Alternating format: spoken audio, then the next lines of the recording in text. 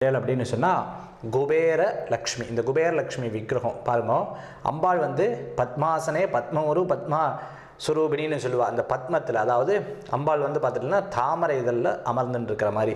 குபேரர் வரத முத்திரையிலையும் அம்பாள் வரத முத்திரையிலையும் 2 பக்கம் புஷ்பங்களை ஏந்தி அம்பாளை நம்ம பார்த்துட்டு இருக்கோம். குபேரருக்கு கீழே பார்த்துட்டோம்னா காசு பணம் போல் அழகாக இது பண்ணியிருக்கா. இந்த இடத்துலேருந்து பார்த்துட்டோம்னா ஒரு கொடி, அந்த தாமரையோட கொடி போய் மேலே அம்பாள் வந்து வீற்றிருக்கா. இந்த விக்கிரகத்தை என்ன பண்ணோம், நடுவில் வச்சுட்டு டெய்லி சந்தன குங்குமம் வச்சுட்டு டெய்லி காசில் அர்ச்சனை பண்ணணும், இல்லை குங்குமத்தில் அர்ச்சனை பண்ணணும். அதுலேருந்து ஒரு காசு எடுத்துக்கோங்க, உங்கள் வாலெட்டில் வச்சுட்டு வெளியில் போயிட்டு வாங்க. திருப்பியும் சாயந்தரம் தண்ணியில் முக்கி அதே இடத்துல காசு போட்டுருங்க.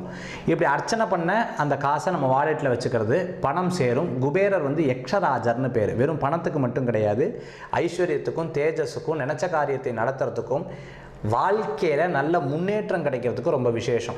இந்த விக்கிரகம் வந்து